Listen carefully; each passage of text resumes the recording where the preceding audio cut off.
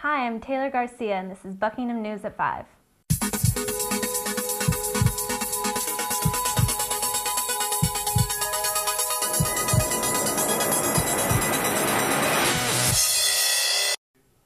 On Tuesday, the Students' Union held its biannual general meeting, which reports back to the student body on what the president and executive have achieved and where the money has been spent. The meeting usually generates as much heat as light, and this one was no exception, prompted in part by the frustration on the part of some at the lack of elections that has characterized the executives over the past 2 terms. Alex Biddle has the story. The biannual general report happens twice a year, where the student executives reveal the latest on their budget and expenditures. It also encourages an open floor to anyone who wants to raise a particular issue. One major concern raised was the fairness of a particular election, and also does indeed the Constitution contradict itself. I'm going to say something that's going to be taken very controversially. I'm going to say, as the president of the Law Society, you should know better. Hold on, I'm going to say that. SU is trying to say that the whole election process is fair, which I believe that up to the point where they asked people to bring applications to apply for the executive position, that was fair. If they're trying to say that the system is fair, then why was an election not held? In order to choose between 30 or odd candidates who ran for the position, there should be an election process, because they are representing students in the university, 2,000–3,000 odd students. So they should be elected on rather than chosen by individuals, which could provide bias to the society. Neti is unhappy that maybe because of his very close friend, Sophia, got voted off the student union democratically and legally because she wasn't rendering the proper service that she was supposed to be rendering to the students, in the sense that while meetings will be going on at the same time, she will be just next door in the studio fencing with Justin himself while the student union executive meeting was going on.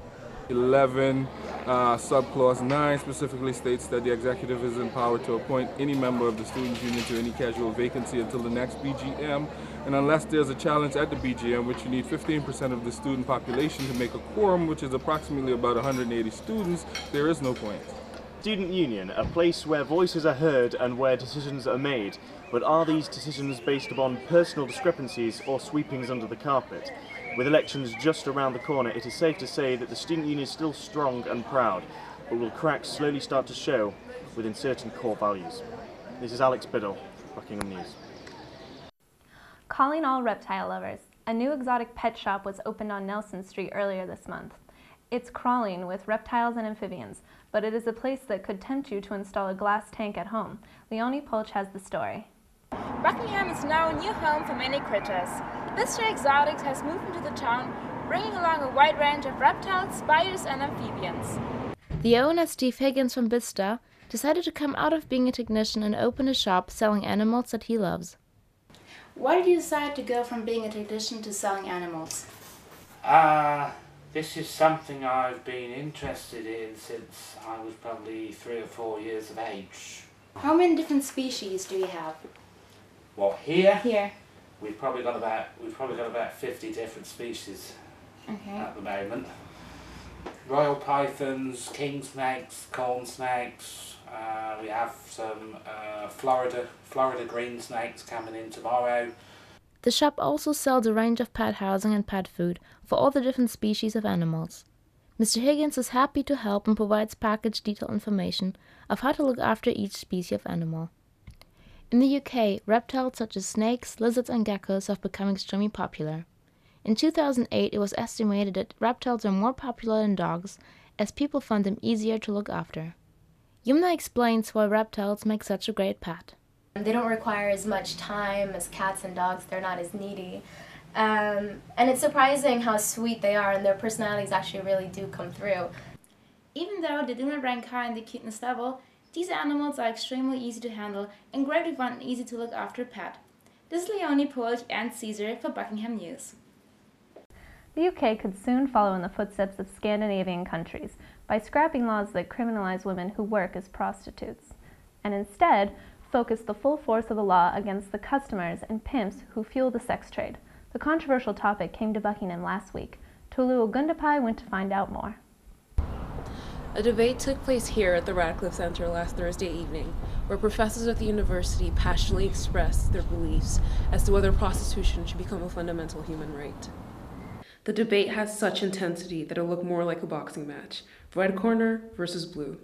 Alistair Alcock, in favor, threw his first punch, giving the audience something to think about. I suspect quite a number in this audience have watched pornography. In other words, you have watched two parties, perhaps even more than two parties, who are being paid to have sex. Susan Edwards, against, came back with a jab. Prostitution degrades and humiliates as it debases and insults. It puts women in fear, it harms them, and its very existence in any society reminds all women that men can insult us in this way and that women are second class. Professor Alcock came in with a right hook. What is marriage but prostitution to one man instead of many? Professor Edwards showed off some fancy footwork. There are forces out there who will dupe you and deceive you, as it is doing tonight. A brave member of the audience decided to join the scrap. None of you have mentioned the most important word, love. What hypocrites? Are you telling me honestly, all of you in this room, that you have never indulged in any sexual thought, known a sexual act, and it's always been attached to love? The debate was won by a very narrow margin, in favor of prostitution becoming a fundamental human right. We can only wait and see if this is a taste of things to come in the national debate. This is Tolu Ogundigbe, Buckingham News. She's the ultimate supermodel, the pinnacle of style, and Croydon's most fabulous. Yes, I'm talking about the supermodel Kate Moss, who has designed a line of clothing for Topshop for the third time and is set to be a sellout. But is it fair that she designed a line when there are thousands of aspiring designers out there? Jessica Montgomery has the story. This week saw the launch of Kate Moss's latest collection for major high street brand Topshop. Since being talent spotted at age 14, Kate Moss has become a world-renowned supermodel and fashion icon. In 2007, she turned her talents to fashion designing, but is her latest collection for Topshop still bringing in the fans? She's a massive name, she clearly knows the industry. She has nice pieces, I must say, but I doubt it if she designed them herself. I think she's on her way out, so that's why she's gone into designing. Obviously they're trying to get publicity in for their brand, but at the same time it's a shame because they could use other people who could design clothing who need a chance. Kate Moss's collection may be stylish, but is it overshadowing other fashion industry talent? And are big brands like Topshop doing enough to encourage young designers? They are encouraging them by having Kate Moss for Topshop, because I think that encourages people to want to be like Kate Moss and to have a collection just like her. I think it is hard to break into the industry, but I think it's all down to you and how well you progress your career. I do think it is good. She's got a nice range, quite an elaborate range. It will sell out fast, as do any other collections, whether it be endorsed by a celebrity or just a Topshop range or a River Island range. So, Kate Moss's collection has nearly sold out, but is she selling out the future of young designers? This is Jessica Montgomery for Buckingham News. In other news, Midday Wednesday is the cutoff point for applications for Student Union President and positions on the SU Executive. Unofficially, Rob Tyler has said that he is intent on standing. Rumors that Adebayo Razak was going to stand again were not completely dismissed, as Razak responded, "I don't know." Candidates cannot begin their campaigns until next Thursday. The election takes place on May 21st.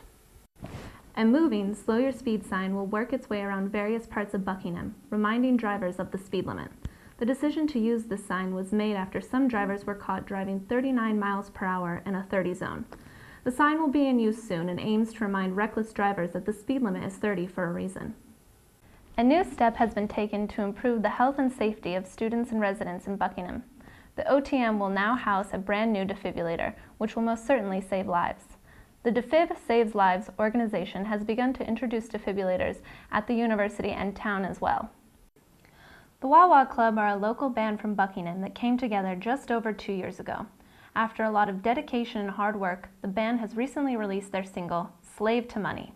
Their unique rock indie genre makes them stand out from synthesized pop, which drenches today's charts. Recording at Rock Hard Music, one of the best studios in the country, they are on their way to releasing a new album at the end of the year. Hello, we're Wild Wild Club, and my name is Dan, and I sing and play guitar. My name's Mark, and I play guitar and do a bit of singing. I'm Tom, and I'll play the drums. I'm Rob, and I'll play bass and do a bit of backing vocals. We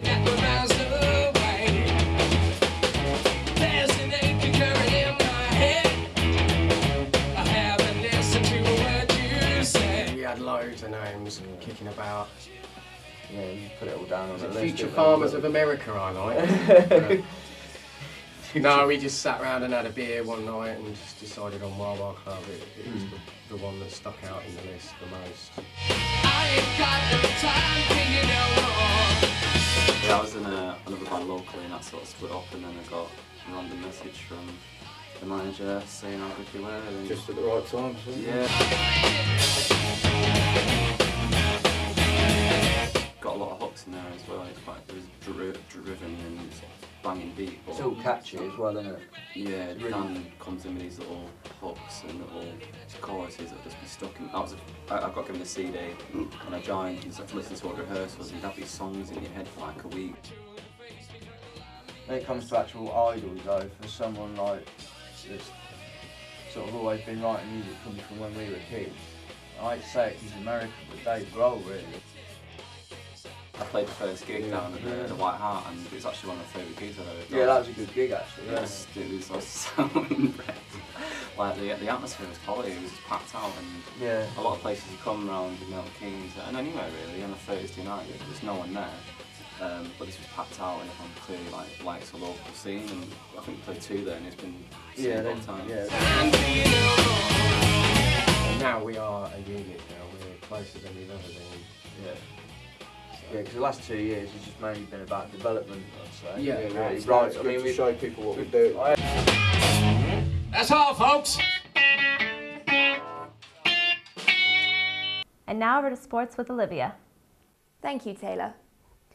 After last weekend's emphatic 4-0 win against Olney, the University of Buckingham's football team were hoping to carry on their impressive form into Thursday's match against Charlton and District. Did they have any luck this week? Kevin Malindwa travelled with the team to Gorcourt playing fields. The University of Buckingham, who were looking to continue their good run of results, found themselves playing against a team who were not fazed by the home side's good form. Charlton and District started the game brightly, putting Buckingham on the back foot immediately, by creating a couple of clear-cut chances on goal, with keeper Alex Biddle having to keep Buckingham in the game from the start. Buckingham were unable to deal with the early pressure and conceded a sloppy goal on the 10-minute mark.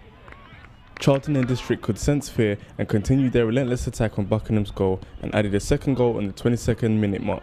Buckingham then broke away at the restart with Lardy Labode's strike just going wide. The game then became even with both teams counter-attacking at will, with Charlton and District nearly adding a third. Buckingham nearly scored from a set piece, with captain Stefan Regulus's header being cleared off the line in what was a disappointing first half for the hosts. Charlton District got the second half underway, but it was Buckingham who started well, with Gabriel Fahia rounding the keeper to put the hosts back in the game in the 50th minute. Buckingham were equal to equalise and nearly did when Nuno Padaga was put through on goal, only for the keeper to save, and for Buckingham to miss an open goal on the rebound.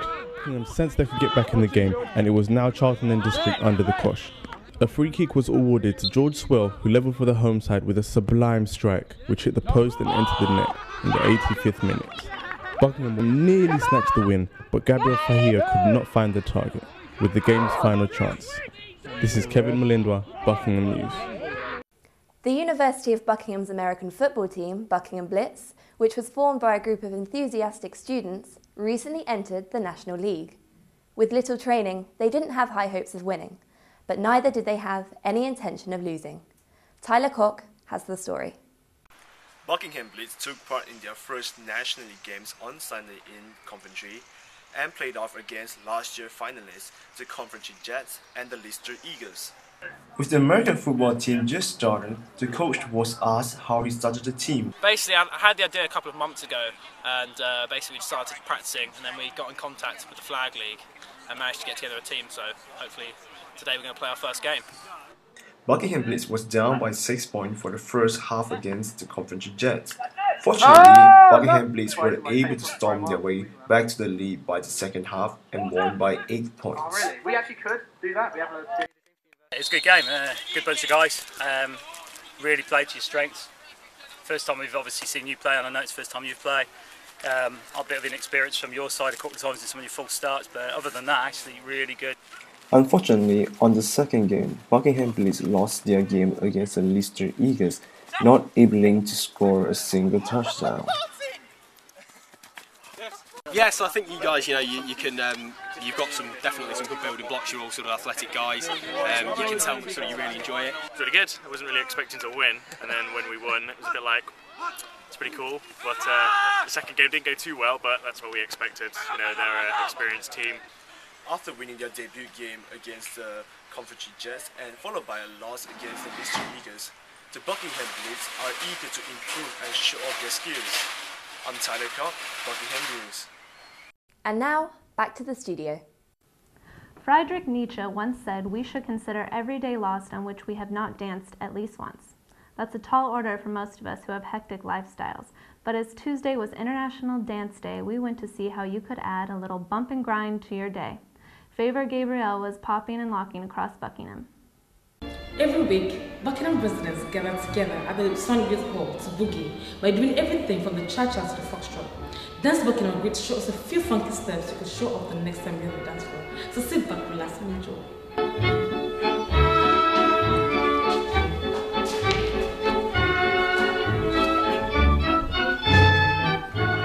We were invited to learn the basic steps to the waltz, but after a few attempts, we thought it's best to leave it to the pros. Holly Knowles, who has been dancing for 17 years, told us why dancing has been so important to her. I've always been really interested in ballroom and in dance in general. I've watched Strictly Come Dancing and all those sorts of dance shows, and it's always been something that I've always loved doing. But if you prefer to bust your moves solo, don't worry. Buckingham alum and street dance teacher Melissa Wiley showed us popular moves that will keep you center stage the next time you're at a party. So if we go crisscross first. Okay, now this time when we do it, we're going to drop. So it's going to go down. Then you're going to push it up through your bum, up and over. Okay, so we'll put that all together. So we've got a crisscross followed by a ripple up. Crisscross, up. So whether you're twirling about ballroom or bopping in the club, don't be afraid to add a little dance to your day.